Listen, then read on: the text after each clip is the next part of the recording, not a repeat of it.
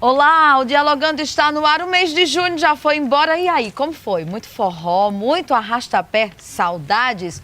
O mês de julho começou e com ele, férias. O que passa pela sua cabeça? Descanso, viagens? O meu convidado desta semana é o Saulo Júnior, professor e músico. E esse cara entende tudo de viagens. Saulo, seja muito bem-vindo ao Dialogando. Começou Muito as obrigado. férias, já bate na sua cabeça a vontade de cair na estrada? Já sim, já sim.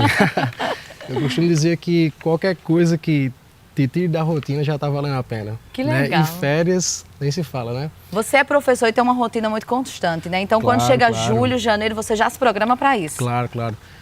Como professor, a gente sempre vai ter julho e janeiro de férias, na qual é um pouco ruim porque é alta estação, mas porém a gente busca a melhor forma da gente viajar, seja julho, seja janeiro. Eu imagino, e quando começou essa sua paixão por viagens? Foi em 2011. 2011 foi a primeira vez que uma galera aqui de Patos, um grupo se organizou pra gente ir pro Rock in Rio, Rio de Janeiro. E até então a gente quer que é uma coisa que a gente pensa que é bem limitado, né? Poxa, a gente nunca viajou pra longe, né? Verdade. E de vez ir pro Rio assim, a gente pensava, meu Deus, isso é coisa do outro mundo. A gente costuma pensar que isso é uma coisa limitada. E outra coisa, a gente mora no sertão da Paraíba, né? Falar de, por Exato. exemplo, fazer uma viagem de férias para o Rio de Janeiro, a gente acha que está acima do que a gente pode fazer, né? Exato, exatamente. E depois que você consegue fazer isso, você vê que as coisas são fáceis. São fáceis de fazer. E tudo deixa de ser limitado. Por exemplo, tem gente que hoje me pergunta, poxa, como é que você vai para a Europa sozinho? Eu digo, eu faço duas coisas. Eu compro a passagem e vou. Eu acho que essa é uma dica que vai valer Uma pra dica, gente, com viu? certeza, com certeza. Saulo, você fala, por exemplo, da Europa, né? Você já foi lá e fez uma viagem incrível, né? Foi legal. Foi legal. Foram 26 dias, né? Passei por 6 países, né? Em 6 capitais. E foi mágico. Era um sonho desde os 11 anos de idade, 12 anos de idade, que eu sempre gostava mais da música britânica, do rock and roll britânico. E eu tive esse sonho de querer ir à Europa. E depois, como eu fiz essas viagens mais América Latina, Chile, Argentina, Rio de Janeiro, foi onde eu disse assim, poxa, eu acho que dá para ir, eu vou conseguir. E fiz. Foi Que massa. Você fala inesquecível. começo que teve esse sonho desde os 11 anos de idade, gostava Isso. muito da música, né? Isso. Eu acho que a personalidade também influencia para os lugares onde a gente quer Com ir. certeza, com certeza.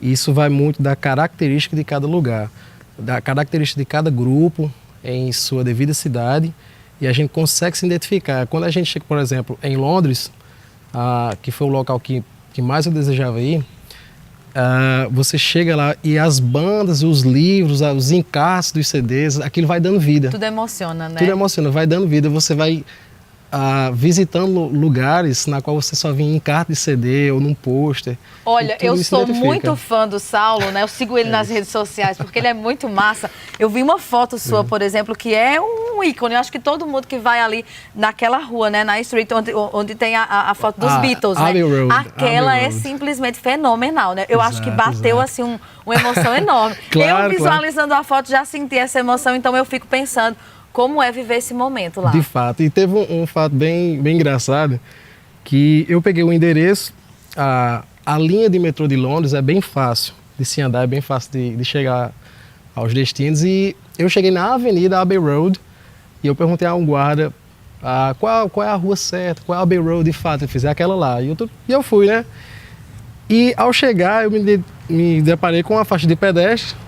E só tirando foto, tirando selfie, fazendo vídeos, aí chegou um guarda inglês, ele disse, not that street, it's that road, it's that street, é aquela outra rua, não é essa aqui, você está tirando foto no lugar errado.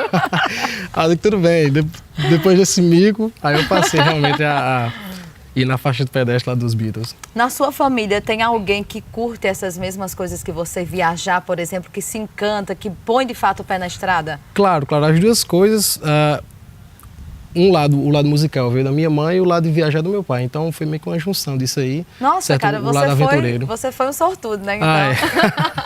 Eles já fizeram alguma viagem assim como as suas? Não, e eu tenho muita vontade de fazer isso com eles, Eu dar imagino. essa alegria a eles, como qualquer outro amigo, um familiar, porque depois que você vai, você conhece esses lugares, você cria uma ideologia diferente, você cria uma o seu psicólogo, muros, né? Sabe, sua forma de pensar.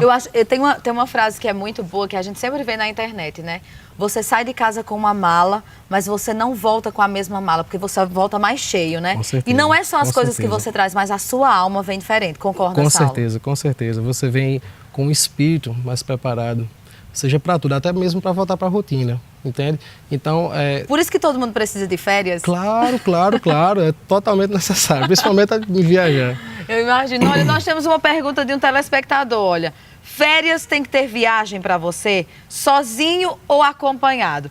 Essa é a pergunta do Renato Moraes. Boa pergunta, boa pergunta. Hoje, eu acho que eu responderia que seria melhor acompanhado. Seja de amigos, seja de um namorado, de uma esposa, ou um familiar qualquer, porque depois de você já ter viajado, você agora quer dar aquela alegria, aquela visão Você quer dividir, a outra pessoa. né? Você quer dividir a emoção com outra pessoa, né? Por exemplo, foi o que eu fiz, né? Viajei e quando voltei, eu quis dar isso à minha namorada. A gente está indo para o Rio de Janeiro agora, próximo de janeiro, e vai ser... Tomara que ela se apaixone como você, né? Claro. Você tem uma característica muito própria de viagem, né? Por exemplo, tem gente que vai numa agência de viagem, compra pacotes, né? Monta uma viagem assim. O Grupo Bora Andar em Patos dá esse suporte, né? De montar um roteiro totalmente seu, né? Com a sua personalidade, a sua cara. Isso faz diferença, Saulo? Faz diferença, faz bastante diferença. Porque não que uma agência seja um ponto negativo, não, jamais. Mas em você fazer o seu próprio roteiro, em você criar o seu próprio destino, você pega passagem no dia que você quer e tudo mais, ele te dá um leque de opções e já às vezes você tem uma viagem agendada, uma agência, aquela coisa meio limitada, você tem que voltar a tal data, você tem que voltar para o hotel tal hora, tem essa coisa toda, mas já quando parte de nós mesmos, dos mochileiros a gente costuma falar, né? Essa arte de mochilar, essa arte de roteirar, te abre uma possibilidade enorme de você curtir bem mais a viagem, assim. Eu imagino. O que é que seus amigos dizem de você? Porque tem uns que te chamam de louco, né? Com certeza, familiares, várias pessoas. Diz assim, cara, você tá saindo daqui. E uma coisa que mais me impressiona, por exemplo, nessas viagens, é onde nós estamos, né? Porque nós temos uma cultura de sermos muito pequenos, né? Estamos na Paraíba, verdade. No sertão da Paraíba, em Patos, né? É verdade. Então, um patoense sai daqui, você passou por 15 países, foi isso? 9 países, 17 cidades. Então, é muita coisa, né? Muita coisa, muita coisa. Qual foi, assim, o perrengue maior que você já viveu nessas suas viagens? Uma primeira viagem, antes de falar dessa, né? Mas uma primeira viagem que você fez, eu acho que foi para o Chile. Para o Chile, a gente Você foi com outros 3 amigos. Isso. Foram eu, Eri Peterson e Felipe, né? Que são os cabeças do Grupo Bora Andar, dos mochileiros. E a gente passou um perrenguezinho, a gente passou vários perrengues. Essa foi sua primeira experiência internacional? Primeira experiência internacional, a gente, de janeiro de 2014. Foi. E foi legal, porque foi onde a Eri Peterson fez o convite e eu pensava, como a gente costuma pensar aqui na nossa cultura, poxa, viajar para fora, como é que faz isso? Que coisa, e outra Deus me livre. coisa, né, que se tem a ideia de que é uma coisa muito cara, né, e que é impossível de se fazer, né? Exatamente, tem várias dicas para isso aí. E quando vocês sentaram para montar esse roteiro, o que é que vai em conta na hora de montar um roteiro, Saulo? Pronto, então, quando a gente começou a montar o roteiro, o que é que o mochileiro busca? Ele não busca o luxo, ele busca curtir a aventura dos locais, né, das paisagens. E uma coisa que muita gente se engana é de ir para um local, um hotel caro, com uma diária cara. Poxa, se a gente vai passar o dia fora, né, curtindo o passeio, a gente só vai o quê? Tomar um banho ou dormir no hotel. Então verdade. A gente vai para os hostels, né, os albergues, como são chamados. E com isso consegue economizar muito mais, né? Muito mais, muito mais. Os meus amigos perguntavam, poxa, quantos dias você passou nessa primeira viagem? Eu digo, foram 18 dias, 3 países, 5 cidades. Poxa, somando isso com voo, com tudo mais, você deve gastar uns 10 mil. Eu digo, não, foi 3 mil, na primeira viagem foi uns 3.500 reais, assim, mais ou menos, só pra galera ter uma ideia. Quando você fala isso, eu imagino que todo mundo fica boquiaberto, boquiaberto, né? Até eu mesmo, quando a gente montou o roteiro, que viu que o preço era aquele, a gente, poxa, que legal. É isso, vamos embora. Pé na estrada, bora andar. Eu imagino. E lá, nessa sua primeira experiência, o que é que aconteceu assim que vocês simplesmente... que vai, eu tenho certeza que você vai contar aos netos. Com certeza, com certeza. Tem aquela história que você não esquece? Claro. Um primeiro perrengue que a gente passou, eu principalmente, porque devido a falar apenas em inglês, eu não sei uma palavra em espanhol. E teve um dia que a gente estava em Santiago, a capital do Chile. A gente estava caminhando por um cieiro, chamado Cieiro de Santa Lucia, e eu estava morrendo de sede. Queria tomar um sorvete, um picolé, mas como é que eu pedia? E eles não gostam que você fale muito inglês, e sim é a língua deles, espanhol. E eu cheguei lá e disse, me dá um sorvete desse? E ela fez, no há helados. Eu digo, o que é isso? Homem? E eu disse, pois me deu um picolé, ela fez, no há helados. Já disse 5 vezes. Não tem, já lhe disse.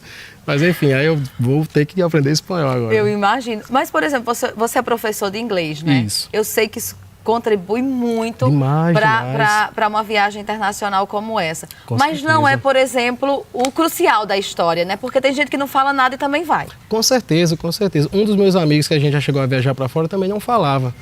Apenas o português e ele se dá bem de qualquer forma. É a linguagem corporal, ajuda, dá um né? jeito, dá um jeitinho, certo? Agora, é claro, para quem fala uma língua como o inglês universal, você consegue se sair muito bem. Por exemplo, eu tive na Alemanha também, em 2 cidades da Alemanha, na República Tcheca também, que é uma língua totalmente complicada, né? Eu acho que é a mais difícil que eu já vi. O alemão, cada palavrinha assim era um significado enorme. Eu disse, poxa, e o inglês foi quem salvou. Mas assim, quem não fala inglês, você dá um jeitinho, você consegue, né? Não tem problema. Essa segunda-feira o nosso papo está encerrando, mas amanhã essa conversa boa continua. E falando de férias, tem uma coisa que você não pode deixar de lado, o cuidado com o corpo, com a pele principalmente. E amanhã no Dialogando você vai ficar por dentro de todo esse mundo de cuidados e na quarta-feira o Saulo vai estar de volta e vai contar muitas outras coisas aqui no nosso Dialogando. Então não sai daí, a TV Sol é inteiramente sua e o nosso papo continua. Tchau. Tchau, tchau.